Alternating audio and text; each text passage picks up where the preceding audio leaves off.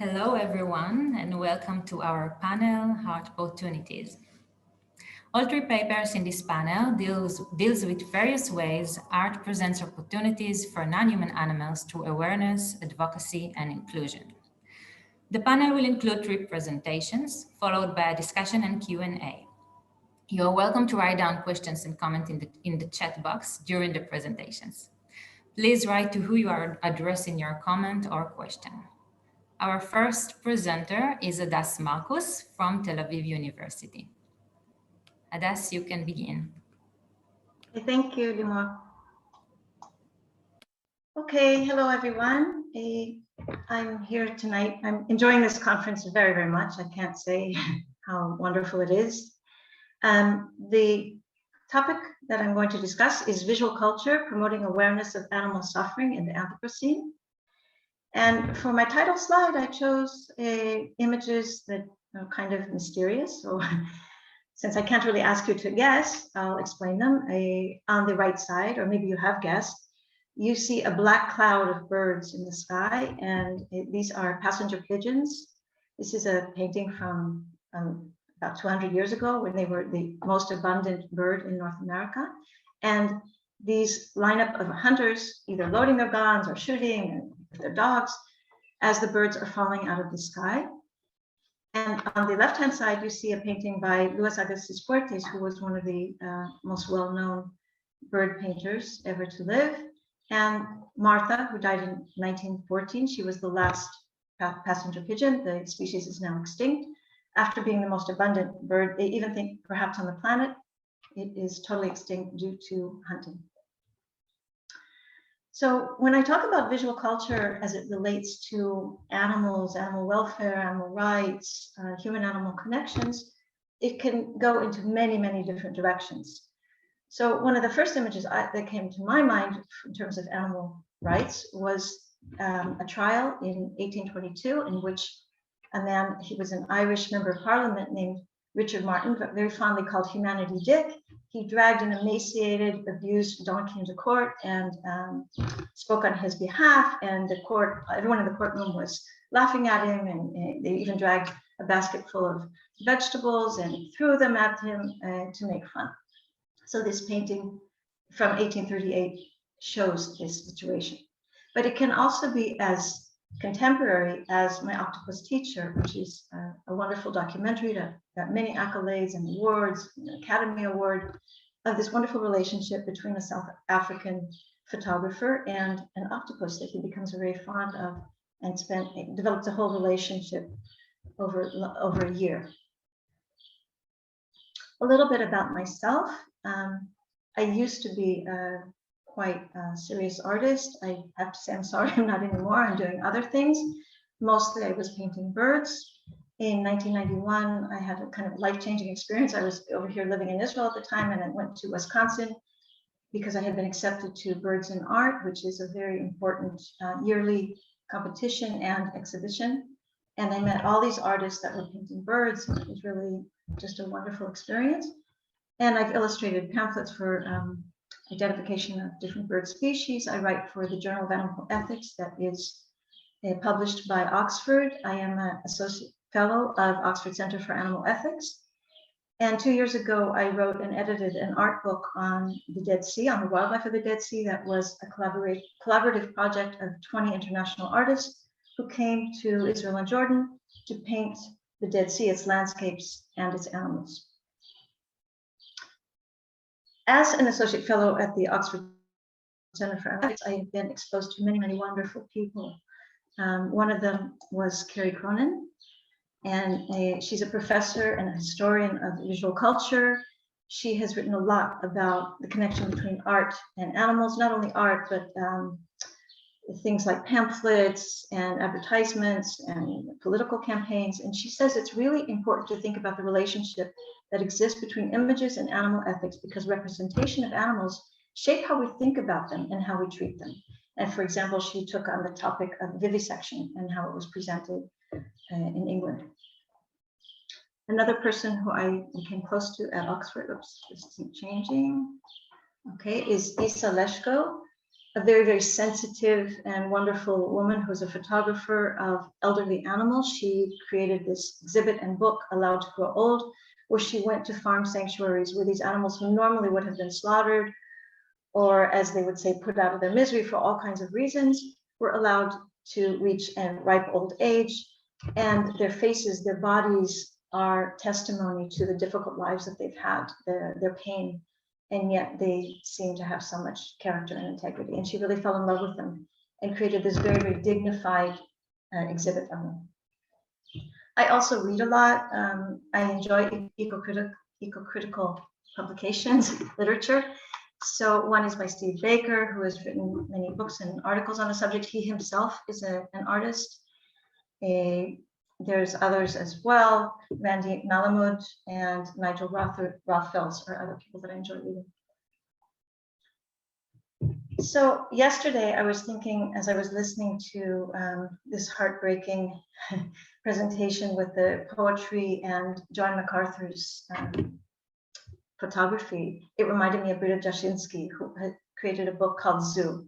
And this is just one image of the solitude and the boredom and the suffering of many captive animals in the world. This is a beluga whale who has spent literally its whole life in this enclosure. And that, like Barbara King pointed out, when you focus on an individual rather than just masses of animals, it is much more provocative. It's much more emotional, and it kind of touches our heartstrings, much more effective. One of the biggest influences of my life was I had the honor to not only be a good friend, but a student of Walter Ferguson for some years. And then I later helped him with his writing in paleoanthropology. He worked at Tel-Aviv University in the zoology department as an illustrator. He was a fine artist. He made posters, many, many books. He illustrated and did fine paintings of any species that you can imagine, from something as small and interesting as the Malaysian orchid mantis to this bearded vulture and large mammals and so on and so forth. He knew a lot about birds. But as he grew older, he passed away in 2015 at the age of 85. He became very embittered by the situation of the environment and very concerned. And like many artists, he saw the opportunity to communicate a message through his art. And so this oil painting later became a very popular poster of the Earth. It's called Save the Earth in a garbage dump. And it makes Shearwater, whose feathers have been all smeared with oil because of pollution. And these were his later in life messages. The art critic John Berger wrote a very famous essay called Why Look at Animals, in which he condemns the exploitation of zoo animals as lowly objects of spectatorship, claiming that visual indulgence has led to their gradual disappearance and suffering, their marginalization. And whereas I totally agree with this is very true. When used appropriately, visual culture has the power to foster greater empathy in our relationship with animals as well. For example, if you look at the paintings by Thomas Rowlandson of the menagerie, the Exeter Exchange from 1816, you see the horrible, miserable conditions of these animals who can barely turn around and are very bored. And there was a story that got a lot of publicity around the same time. This was in 1826, where an elephant named Chuni, who was in his period of musk, stabbed one of the handlers after 17 years of doing this, performance at the Covent Garden. He was a very frustrated animal, and they decided to give him a big execution with 152 harpoons, and he was poisoned, and they did all kinds of things. It took him a very long time to die in these agonizing cries of this elephant. And this got a lot, like I said, of publicity. People sent in art, poetry, articles to actually protest the way this animal had been treated. And he was even dissected later, and he was stuffed, became a taxidermy display, and there was a public outrage about this. And to me, it reminded me a lot of this painting by Francisco Goya of this man in the white shirt throwing up his arms, looking very innocent with this line of executioners. We want to hope that animals can roam freely and safely in their natural environment, like this lovely matrilineal herd of elephants walking freely and proudly. And yet, even in the wild, this is often not the case. And this is a sad situation. And I was asked by Oxford to write a book review of a book. They said it could be short. It turned out to be something very long, of Elephant House. a book by Dick Blau, who's a photographer, and Nigel Rothfields from Wisconsin, depicting these intertwined relationship between the animals and the humans who care for them in this hopelessly confined environment, this claustrophobic environment. And yet the caretakers really were very compassionate, even in this environment.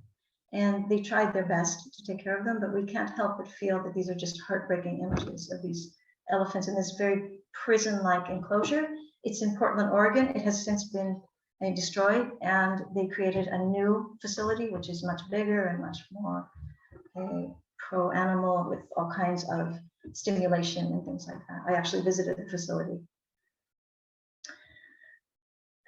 Jumping back to man's best friend, Sir Edwin Landseer was one of the first artists to really emphasize the dignity, self-sacrifice, devotion to humans of dogs and horses, both, in order to give them better conditions. He really cared about them. We see this dog, who's the only one. He's the faithful mourner at the side of the coffin of his owner, and these other very expressive and intelligent looks on these dogs. And Landseer also painted wildlife.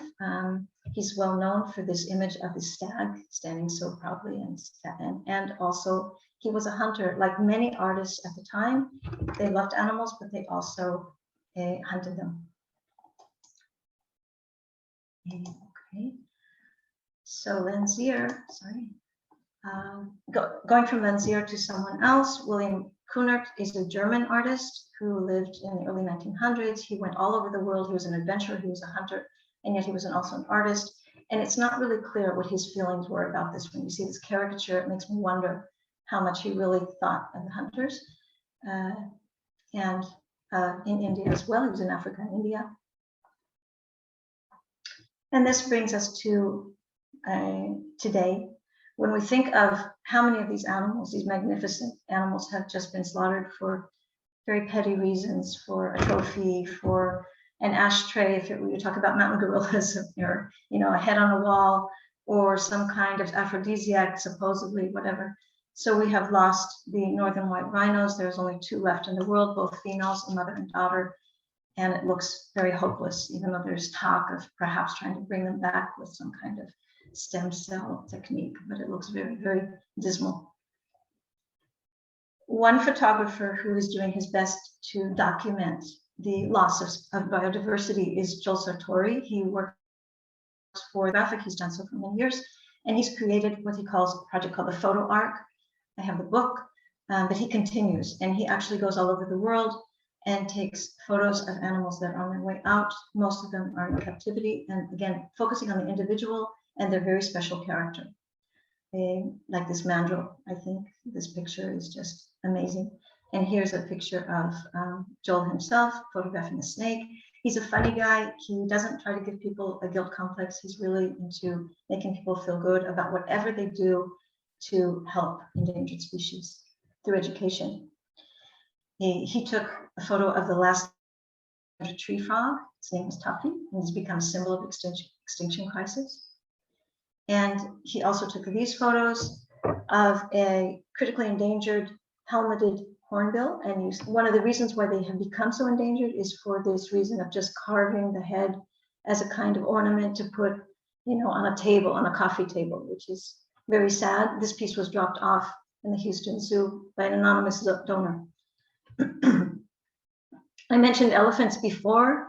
One of my favorite artists, he's very well known, Robert Bateman, is a Canadian. He's old now, he's in his 80s. He spent his entire career trying to communicate to the public the need to conserve wild areas and the landscape as well as animals. And in the early days, he was much more optimistic, as you can see from this beautiful painting of the herd of elephants, whereas today he tends to paint very sad pictures like this story of a slain elephant for the purpose of poaching, and again for some living room decoration, nothing more, from ivory. Again, similar story.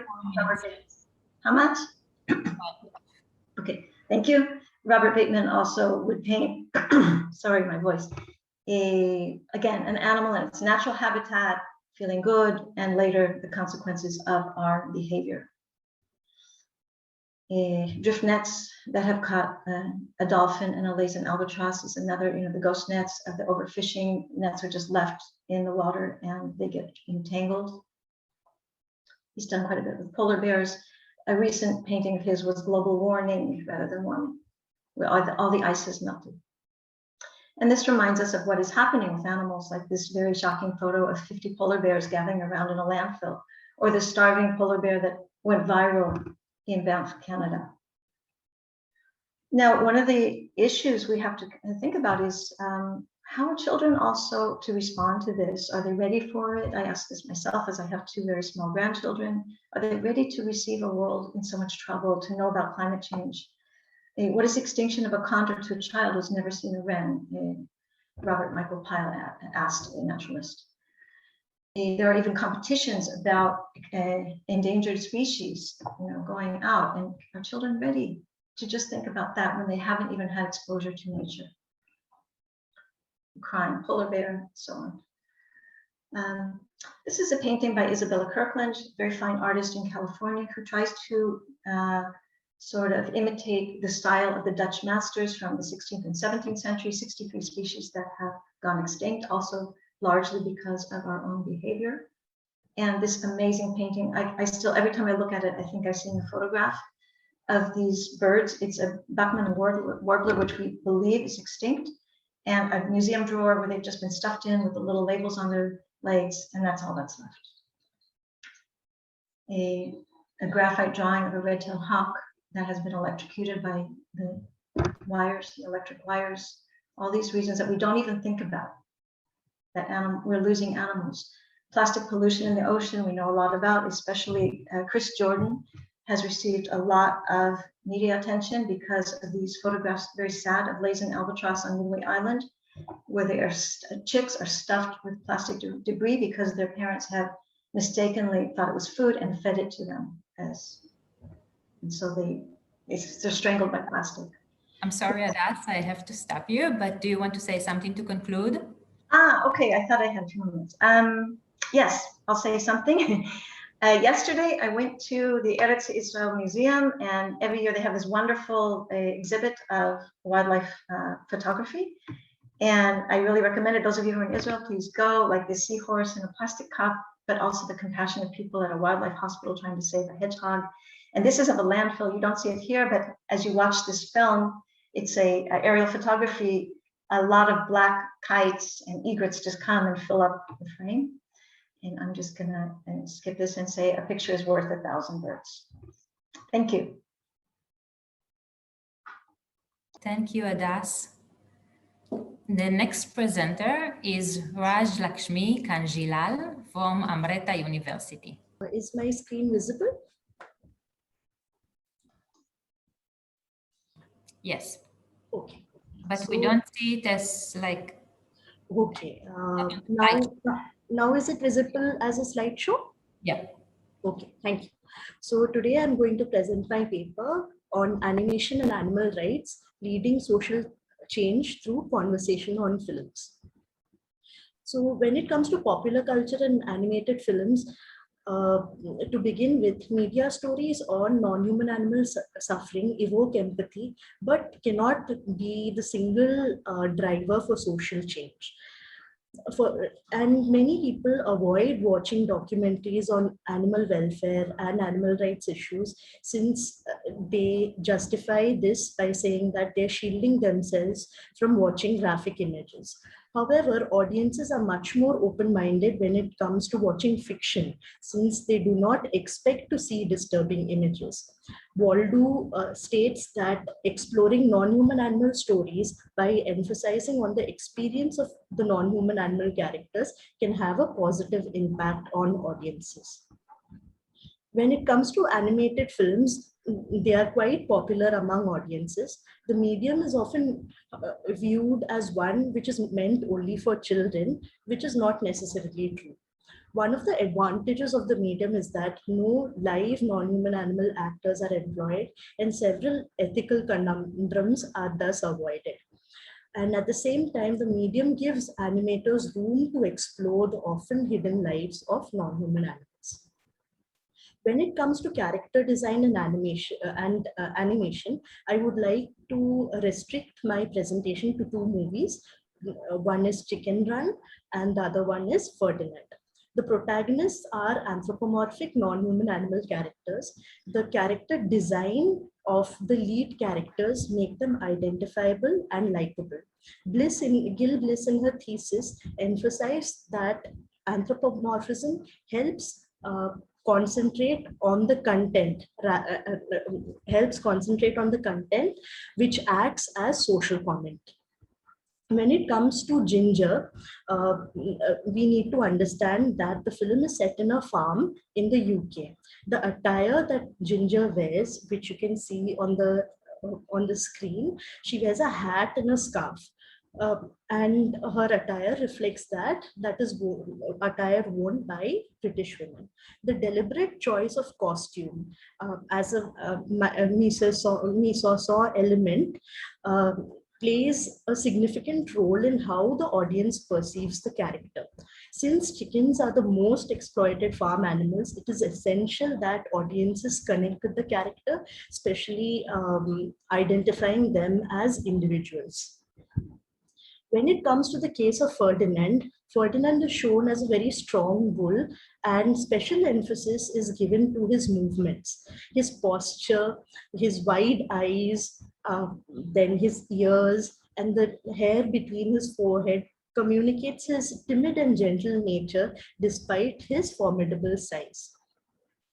Another thing which I would like to highlight is that when the animation medium helps create a distance between the viewer and their preconceived notions, allowing one to engage with the content from a more neutral perspective.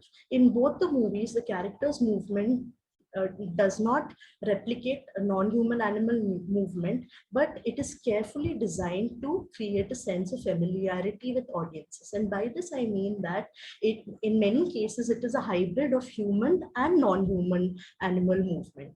According to Claire Parkinson, she suggests that anthropomorphism must not be dismissed entirely, since it can be used effectively to help audiences understand and acknowledge the similarities between sentient beings. And as part of my dissertation, I convened 3 focus group discussions based on age group. And each of the focus groups had 12 participants each. The first focus group comprised of school students, the second college students, and the third adults. The insights received from the audience was quite interesting. A clip was the bullfighting scene from Ferdinand was shown to the different focus groups. And the result was that across all groups, the participants reported that they experienced a range of emotions that include sadness, disgust, surprise, anger, and happiness at different points while watching the particular scene. Another important insight is that all the participants of the focus groups agreed that acts of cruelty to non-human animals were unjustified. The animated clip helped facilitate a conversation on why the treatment of non-human animals matter. And another important point that I would like to highlight is that in the Indian context, the bull taming sport practiced in South India, Jallikattu, often leads to polarized conversations, eliciting strong reactions since it is viewed as part of one's culture. However, while framing respectful conversations, it becomes key. It helps. It is very important to frame respectful conversations to communicate animal rights messages effectively. And in this case, since I did not take up or speak about Jallikattu, but the participants viewed the clip and it led and it facilitated a conversation that followed. But the key point was not Jallikattu as an example. Now, when it comes to identifying animal rights messages, a key barrier which is often faced is bridging the non-human and animal, non-human animal and the human divide. Non-human animal characters and their stories have always played a very active role in how people view non-human animals. The narrative device of the hero's journey is employed in both cases, and the protagonists overcome several challenges and live life on their own terms. A central theme that is communicated in the films is the right against exploitation, and to an extent reflects the idea of animal liberation. Now, when it comes to in the case of Chicken Run, Ginger gathered all the hens and built a machine fashioned after a plane. And they used the machine to escape from the farm. And the picture which I've shared is from the last scene of the movie, where all the hens have relocated to their new home, a sanctuary. When it comes to Ferdinand, post the bullfight, Ferdinand and all the other bulls retire on Nina's farm, and it illustrates the need for agency and personhood as an achievable goal. These two examples demonstrate that non-human animal sentience, that they too desire to invest in their lives and future through their resourcefulness. And it is essential to acknowledge the real life incidents where non-human animals escape from slaughterhouses or other forms of captivity. When it comes to framing respectful conversations, the best way to address cognitive dissonance is to touch upon specific issues. The key is to frame conversations by highlighting similarities in our lived and shared experiences as sentient beings rather than on species lines. It is essential to steer the conversation respectfully, because people are often unaware of the cruelty that non-human animals routinely face, and contextual analysis can serve as a helpful tool. Again, coming to Chicken Run, the film highlights the allure of an increase in profits that leads to the mechanization of a traditional farm at the cost of animal welfare. Non-human animals are further marginalized and are treated as mere commodities. In the case of Ferdinand, since he was a male calf and was not beneficial to the dairy industry, he is sent to the ranch to be prepared for bullfighting. The interconnected systems of oppression are clearly depicted in the film, that is, the dairy and meat industry as well as bullfighting. The fate of the bulls who are deemed unsuitable for bullfighting was clearly shown in the movie, as they were taken to a mechanized slaughterhouse. And this graphic image, for a fleeting moment, does send a shudder through the audience's mind when Ferdinand and another bull, they're caught in the machine. And through his wife, and it is quite clear how scared they are. And any other, even if a human being was in the same position, I'm sure they would feel the same way. They would be extremely scared. In conclusion, I would like to say that shock advocacy and the truth surrounding the animal agriculture is something that people actively avoid, and it becomes challenging to find ways to reach out to them. However, when it comes to animated films, it is both ethical, and at the same time, it lends a voice to non-human animals and often champions their cause. Popular culture can be used as a tool to inspire change if the questions are framed in a respectful manner. The objective is to engage people in a conversation on why animal rights is essential and must be addressed worldwide. And I would like to end with a short quote by Dr. Jane Goodall. We have the choice to use the gift of our lives to make the world a better place. And these are a few references. Thank you. Thank you, Rajlakshmi. Our third presenter for this panel is Professor Jessica Ullrich from University of Fine Arts, Münster. Can you see my slide all right? Okay, thank you. The so-called animal turn affects society, sciences, and as we have seen in the two presentations just now, the arts alike. It brings about a critique of speciesism, anthropocentrism, human exceptionalism, and the common criteria of anthropological difference. In art, non-human animals are no longer regarded merely as subject matter, art material, as symbols or allegories that can be rendered into images or human ideas at will. They no longer only constitute an aesthetic, but also an ethical challenge. A symptom of this new attitude towards animals are guidelines and manifestos developed by artists, art historians, and curators that provide orientation for the use and handling of live animals. One of the earliest texts in this context is an artwork itself. Some notes towards a manifesto for artists working with or about the living world by Mark Diane. The text on the gallery wall includes the following statement: artists working with living organisms must know what they are doing. They must take responsibility for the plants and animals' welfare. If an organism dies during an exhibition, the viewer should assume the death to be the intention of the artist. So Diane reminds artists of their accountability. He does not ask artists not to harm animals, but damage should not result from negligence. The Justice for Animals Arts Guild, which was founded only 1 year later, positions itself more clearly in terms of animal ethics. Its aim is to support artists who use their art to oppose the exploitation of animals. All members of the Artists Guild create art that is motivated by animal advocacy. They generally reject the inclusion of live animals in art. In 2009, the artist Lisa Jeffrett developed her field guide for interspecies collaboration for art students who want to make art with live animals. In this handout, Jeffrett emphasizes the need to treat animals with respect and to study their behavior and sensory perception before dealing with them.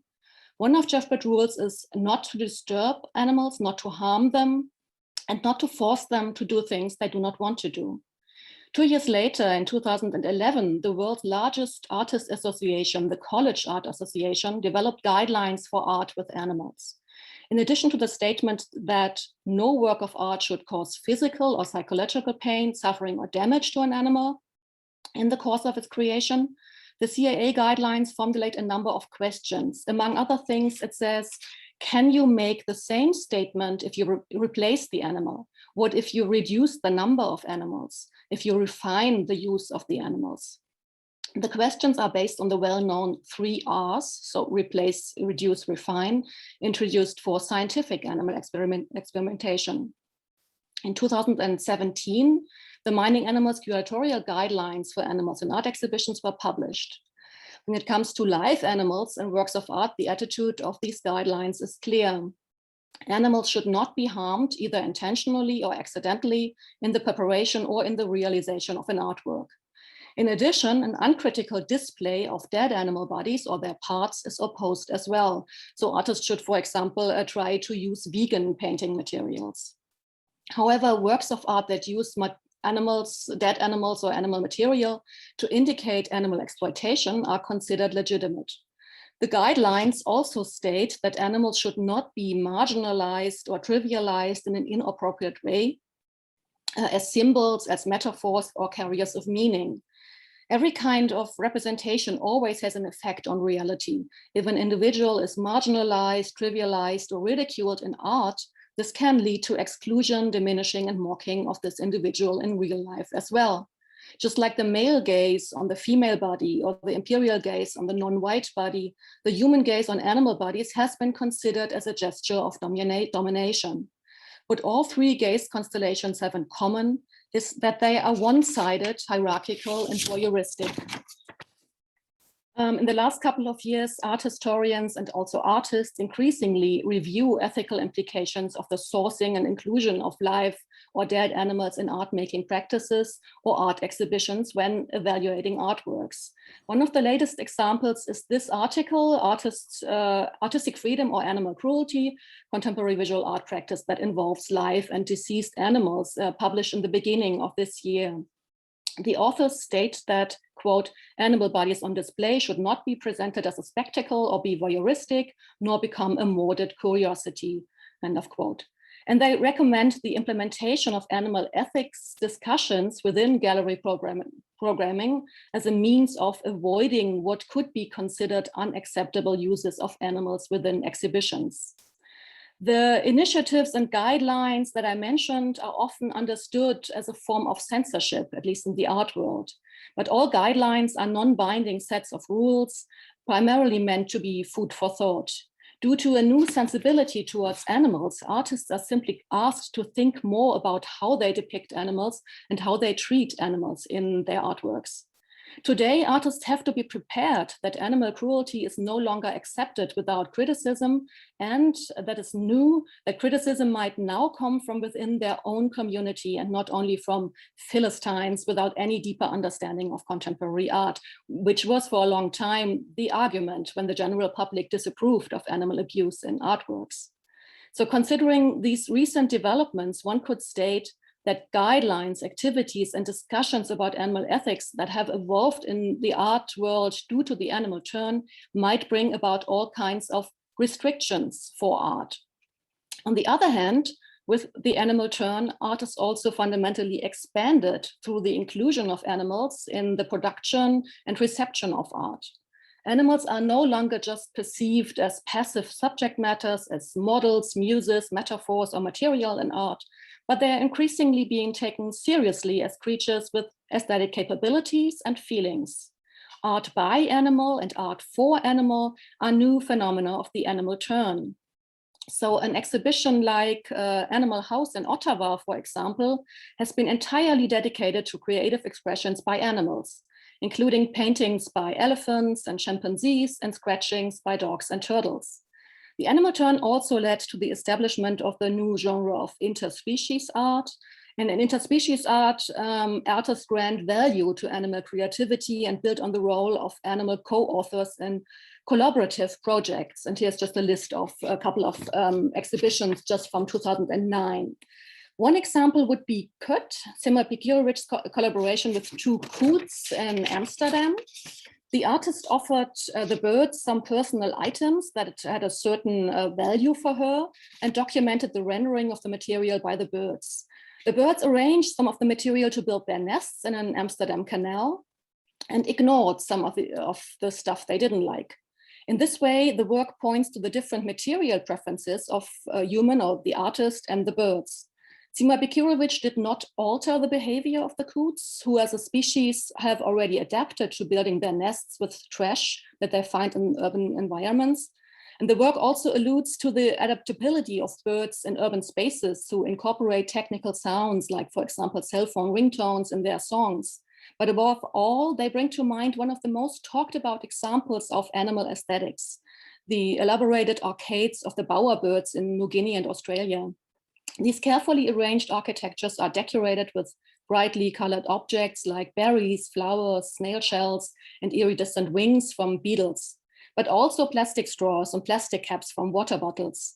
By invoking these associations and taking into account the joint production process, the choice of material and the situatedness of the birds in an urban space, a work like Kut not only showcases a form of relational aesthetics, or interspecies aesthetics, but also visualizes the absurdity of distinct categories such as nature and culture. Another example of interspecies art would be the collaboration of Ute Hörner and Matthias Antlefinger with the two African grey parrots Clara and Karl in the artist group Smuk. For Smuk Weekly, the human artists handed over magazines to the birds and exhibited the resulting paper reliefs. The parrots could decide whether to take over the magazines and how to use them. Their gnawing, nibbling, and scratching probably had not only biological functions, but also displayed a joyful, playful, maybe purposelessness component. Hörner and Antlefinger shared their lives and their studio space with the parrots. Sometimes they even worked together at a diagonally divided working table, but the human artists were careful not to intervene in their production process. Their own human artistic intervention was limited to deciding on the form in which they handed over the parrots' productions to the art world. More or less, Hörner and Antlefinger acted as curators for Clara and Karl's productions. These two examples show that interspecies art is always initiated, framed, and conceptualized by human artists. And this is, of course, an instrumentalization, and this can happen in a paternalistic and exploitative manner.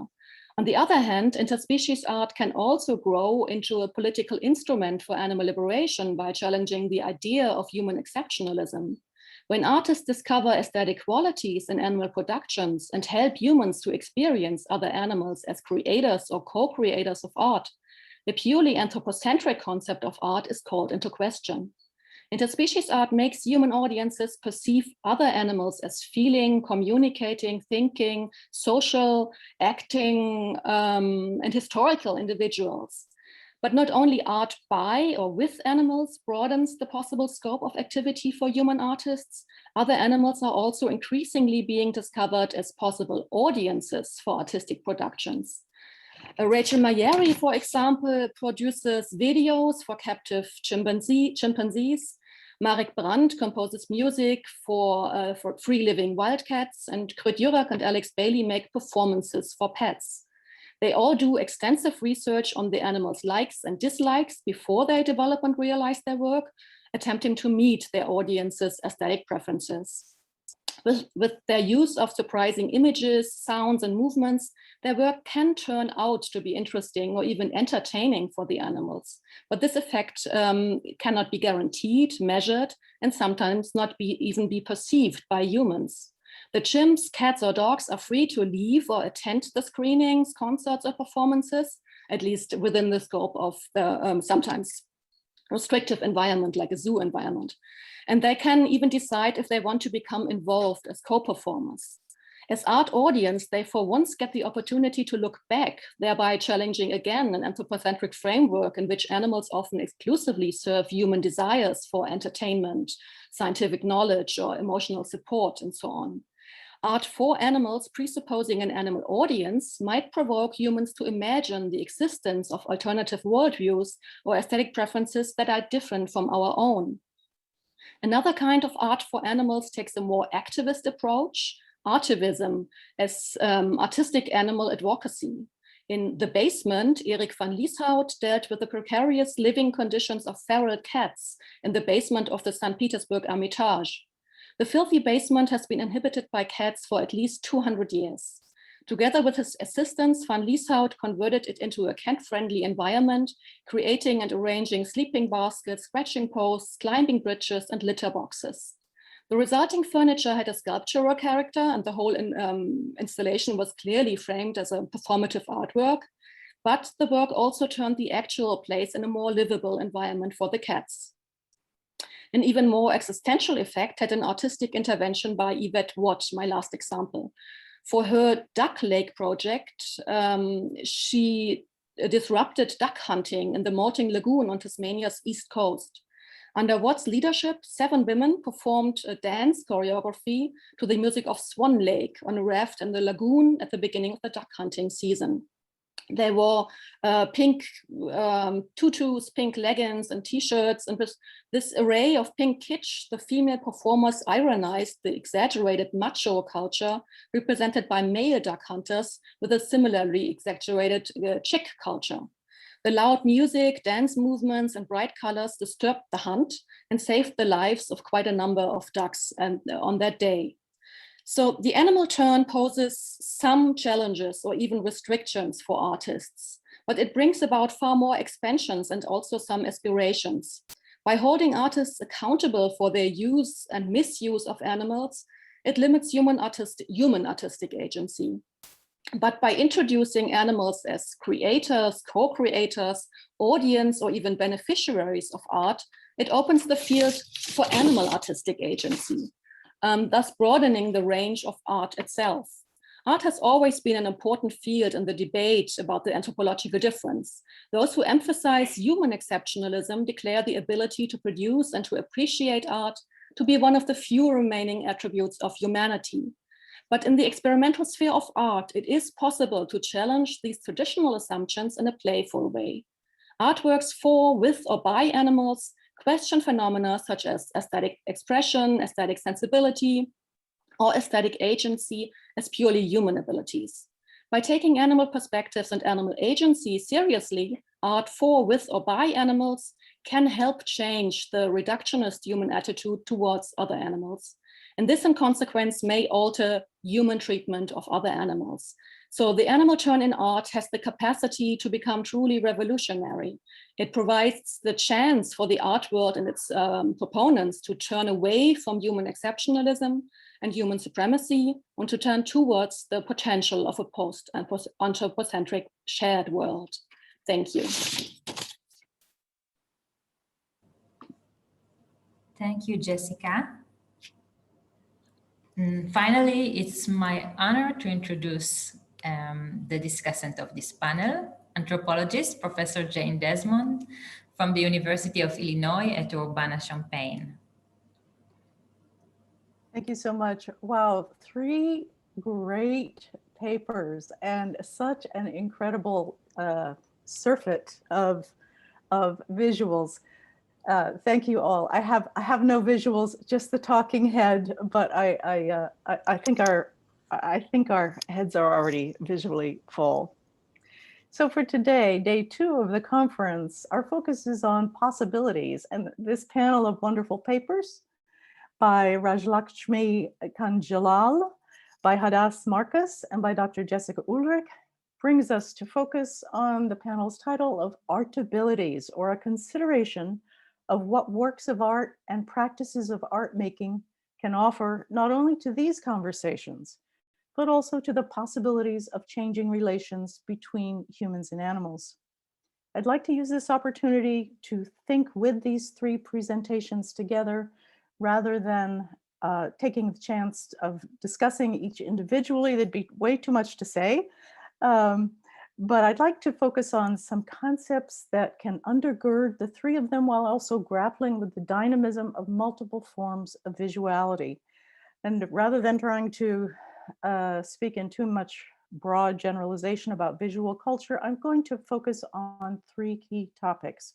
First, the category of art as a realm of practice. Second, the way that specific genres of art and art making offer distinctive affordances for imagining futures. And 3, the critical role of consumption and reception. In thinking about the arts, I find it useful to consider this as a specifically denominated realm of social practice that is set apart, both discursively and ideologically, from other realms of practice, or sometimes through a divide of practitioners, a divide that is often refracted through lenses of gender, ethnicity, race, or social class. Again, in culturally and historically specific instances. In considering the way that this zone of practice operates, we can ask the question then, what does art, in quotation marks, enable? For whom? How might that enabling work? What does artistic practice allow that, say, other forms of public expression might not? In what contexts does this obtain? And in what context does the political force of the category of art lose its power, and why? To approach these questions, we are compelled to be specific. Transnational art markets, the creative work of diasporic communities, the role of media technologies mean that art and artists and art products and art practices are always on the move. Audiences are often now multiply literate in forms originating far outside their home communities. Therefore, the active reception, which is where the potential for social change resides, where the rubber meets the road, is always context specific. Consider, for example, a hypothetical case of a display of a work by Damien Hirsch. There was a brief image of one in Jessica's paper. A work by Damien Hirsch, which many of you might be familiar with. In some of his earlier work, the British artist displayed the bisected dead bodies of a cow and her calf in formaldehyde encased in clear plastic. The 1993 work was called Mother and Child Divided, and the title references, for some, a Christian Madonna and child symbolism. In an art gallery like the one in Oslo, where I had a chance to see this piece a few years ago, this would perhaps be viewed as an extension of taboo-breaking avant-gardism, and even harken back to early work by Duchamp with his ready-mades, in the sense of something brought into a gallery format that is usually encountered elsewhere. For Duchamp, it was a urinal, which he signed and displayed. For Hirsch, it was the preserved, butchered body of dead animals. If such an item were displayed in a different public context, say a subway station in the London Tube perhaps, where the multiple social classes would be in that space viewing that object, responses might be quite different. For those who work against factory farming, the piece might either be seen as a good way to confront the general public with the reality of animal killing, or it might be seen as an insensitive display of animal death, crouching cruelty in visual spectacle. The cultural work of art depends on reception, and we often do little work on reception. All of the powerful images in Hadas Marcus's talk, for example, lend themselves to these types of questions about their power through reception. Might the realm of painting versus, say, a more traditional use of photography in its evidentiary mode enable people to confront animal suffering? Can art's aesthetics enable us to look instead of looking away? One of the questions that she is asking. A similar question arises with the genre of animation, as Rajlakshmi has argued, and this form, once limited to cartoons for children, now addresses adults as well. Animation can mark out new zones of contact between humans and animals in imagined worlds, ones that even when heavy-handedly deploying anthropomorphic techniques like having the animals speak human languages may effectively elicit an empathy that can potentially move viewers to action beyond the screen. Animation as an art form is freed from many of the art historical and culturally specific conventions of realism. And in that freedom, it gains its ability to render the world imagined otherwise. It may do so in some progressive ways while also reinscribing selected social norms such as gendered binaries, which if we look at the chicken film, I'm trying to recall seeing it, I think would be the case. Kanjilal's work with focus groups shows one way we can begin to analyze how this type of intervention may ultimately contribute to change. However, these linkages of reception and change are not simple, nor are they simplistic. And they are hard to map because they're indirect and they're cumulative. They become part of larger visual and interpretive ecologies which shape individual and communities' lives, creating shared vocabularies of reference for larger social meanings. I've touched a bit on the category of art and art making as a distinctive mode of practice that in some times, in some spaces, in some communities has been demarcated from other modes of making. For example, speaking solely in terms of European-derived concepts of art making, we might note that over the last several hundred years, we see the development of some of the following hallmarks. In fact, they came up in Jessica's paper. An emphasis on individual expressivity, on pyrotechnical accomplishments, on the insertion of unique objects into the commodity exchange system, and a premium, literally, placed on the development of a unique voice or vision. Of course, we can quickly find examples of the opposites of this, like Jeff Koons's work, Rabbit, with its creation of 3 giant standing bunny stainless steel multiples instead of just one unique object, and depicting a subject rarely given monumental attention in Euro-American art history. But that in itself was a commentary on smudging the difference between mass production and the work of art, going all the way back to Walter Benjamin's The Work of Art in the Age of Mechanical Reproduction. By the way, one of these rabbit sculptures, I was looking this up last night, sold in 2019 at the highest price ever paid for a work of art by a living artist, $91 million US, reinforcing the linkage of artist and persona. Overall, these contours are different than those aspects of art making valued in some other times and some other places and some other communities, including some where the artist does not sign a work of art and uniqueness is not the goal.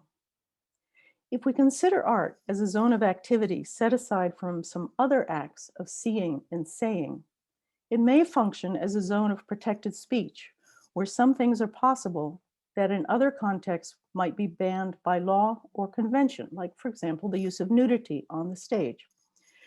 We see this potential and this political power and the political danger of the arts in the response to some governing right-wing regimes at this very moment. For example, the current protests in Myanmar, where many poets have been arrested over the last 2 months. We could call this the power of art to say the unspeakable, or to bring into public discourse that which is largely excised from other realms of daily speech. Visual artist Sue Koh's drawings and prints of slaughterhouses are one example. Or take the artist Banksy, for example. Many of you may be familiar with some of his work, known for his street art. And he created a 3-dimensional work in 2014 titled Sirens of the Lambs, using an old green meat packing truck crammed full of screaming stuffed animal toys, their little heads poking out in between the slats of the truck, which was driven then through New York City's meatpacking district and literally stopping passerbys in their tracks. Here, the element of surprise, of contradiction, of refitting something that often passes by unnoticed, an old green truck in the meatpacking district, became a moment of startled recognition, recalling in some ways the image shared by Hadas of the still life by Isabella Kirkland, made up of images of extinct animals. There, the genre of 17th century Dutch still life painting, with its conventions of lighting, composition, and painterly brushwork, draw unsuspecting spectators into what seems like a well-known genre of the beautiful, only to punch us out again with the knowledge of who and what we are looking at. So if we can bring objects and practices performed by non-human animals into this privileged zone, as Jessica Ullrich's paper so eloquently demonstrates, and into the gallery, at least those galleries with a tradition of embracing transgressive work, we work to deauthorize art making as a marker of human exceptionalism, as she has said. And this is something that's really interested me earlier in my book, Displaying Death and Animating Life, especially writing about the transnational market for art by animals, specifically that of human language enabled primates like Coco the gorilla.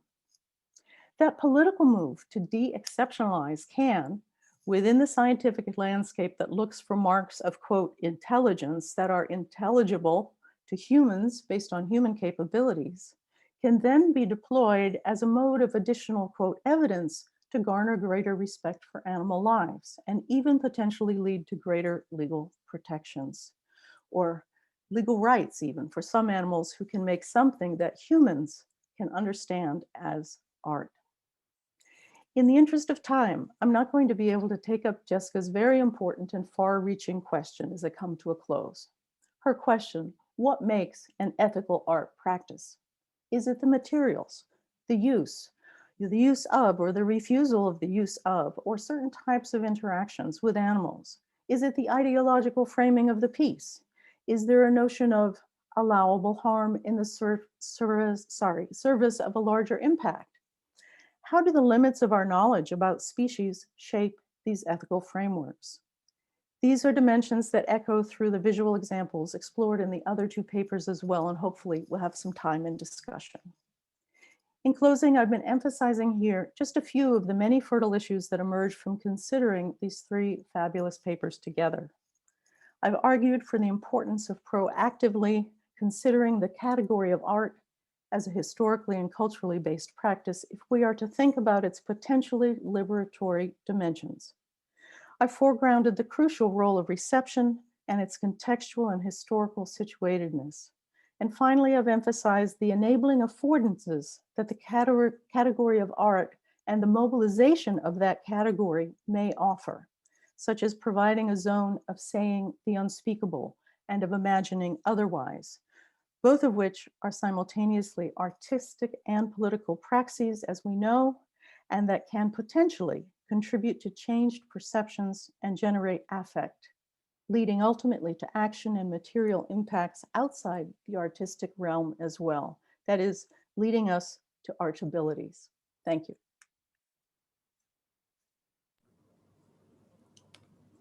Thank you, Jane, for your wonderful insights and remarks on all three talks.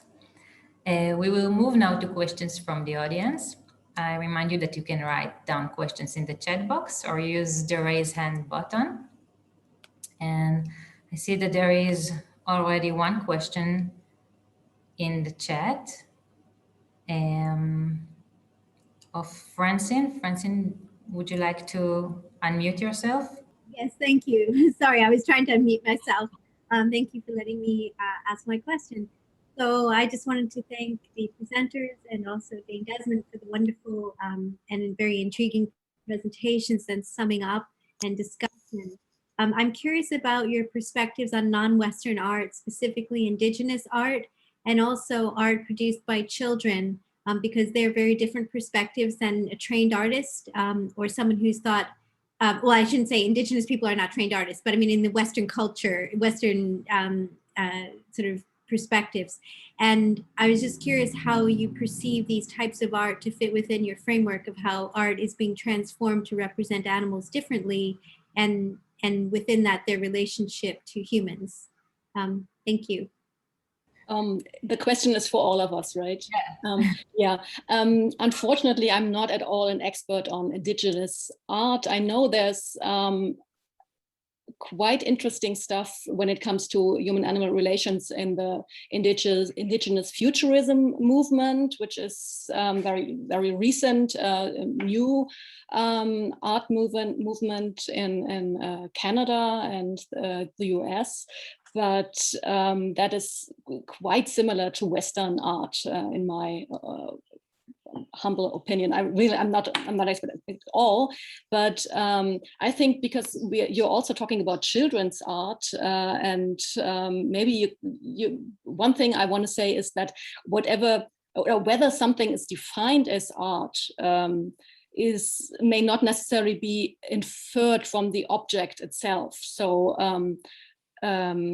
it's usually an effect of the discourse in which that object is embedded. So looking at art history, it becomes clear that the very concept of art is like an intellectual negotiation process. And this is true for children's art and so-called primitive art. I know you mean something different when you're talking about Indigenous art, I guess, but also the artistry of the mentally ill and all this is like a framework where you can also, which has parallels to talking about animal art. Yeah, so if an artist is defined by being a Western white male genius, then of course there is no Indigenous art at all, and there is no children's art, and there's no art by mentally disabled people, and no art by animals. I don't want to parallel those persons, but all I want to say is that however we are defining art, well, just comes from our discourse around the subject matter. I don't know if I'm answering your question. I don't think I'm answering your question, but I'm not an expert on Indigenous art. Maybe just one thing, the concept of buen vivir, this living together and personhood of nature, of mountains and rivers and non-human animals, is something that has been taken up in Western art a lot. It's not Indigenous, but it's taking references from the buen vivir, from the good living concept in Ecuador, from Indigenous people in Ecuador and Bolivia. And this is like a big thing in eco-critical art history right now. Thank you. Anyone else would like to respond to that question? Jane? Yeah, well, I just say that's you know, part of the great point here is that, as I think was clear in the talks, the category gains meaning because it has meaning within communities. And I'm particularly interested not only in modes of production, but in modes of interpretation, and those are community-based. But our concepts of communities are also very densely populated, and then there is this other global market, including for let's say Australian Indigenous artworks that took off several decades ago, and as different conventions of making visual products circulate, they're changing the point of reception as well. They're changing the gallery system. If you have to accommodate the making of a piece by a collective, perhaps you have to change the gallery system in, say, New York. But also what we see is, and we see this especially in tourist art, some changing of forms in response to the desires of not of producers, but of those who are buying. So what really interests me is how these items, let's call them, move, and how the meanings that are made about them are very specific and change over time and space.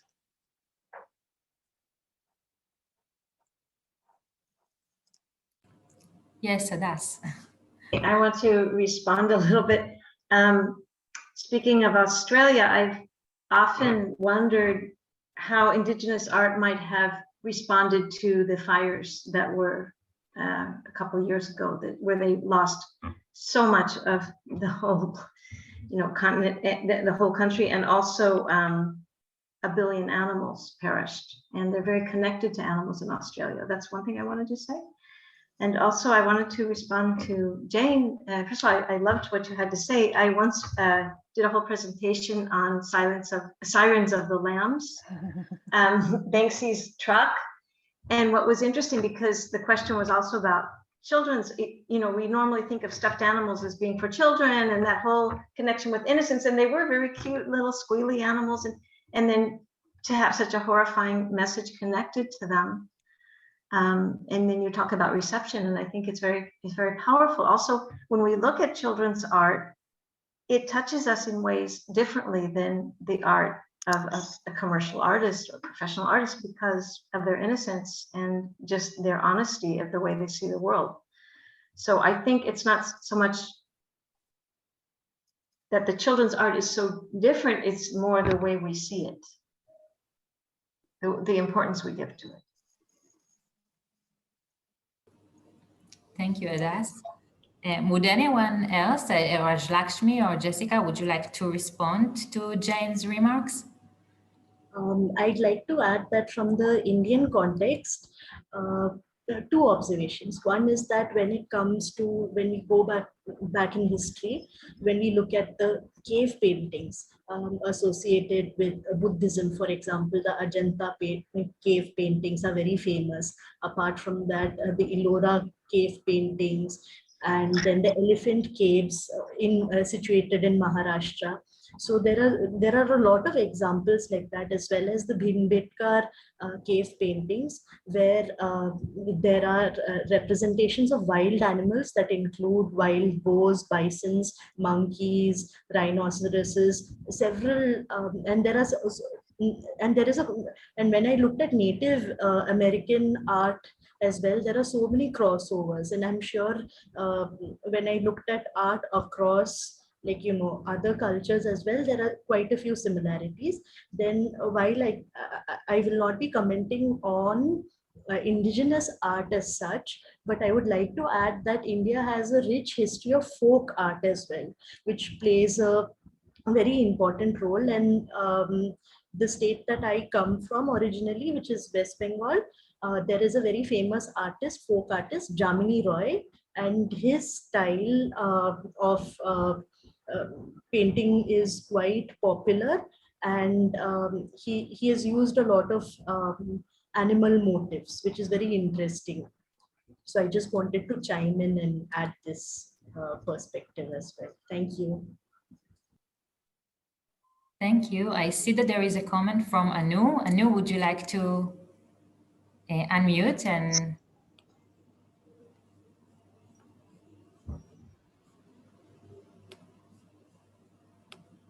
Anu, can you hear us? Okay, would anyone else like to respond? Jessica, would you like to respond to some of Jane remarks? Actually, I'm very sorry about that. I'm just answering questions in the chat that came directly to me, but maybe this is something that is interesting for everybody. Somebody, if you don't mind, somebody asked me what I think about TV for dogs, because it's like also art for animals, and this person writes, my talk would like allow for this this kind of capitalist endeavor maybe also, and I'm answering her right now, or him, that I think that's problematic on many levels, TV for dogs, because dogs are just animals that are not so interested in images, because they experience their world via their nose, and so the primacy of vision stays intact, and that's deeply anthropocentric, and that's why I have a problem with TV for dogs. And also it's very convenient because dog owners who don't have time for their dogs just put them like a kid, put her in front of the TV and then feel not guilty anymore for leaving a pack animal alone. I think TV for primates is completely different because they have different senses and are interested in film, obviously, in captive chimpanzees, at least, captive apes. But sorry, that I was a little bit. That's okay. I was wondering. My mind was distracted. Yeah, I understand. I was wondering if no one else would like to ask a question, then I will ask my question.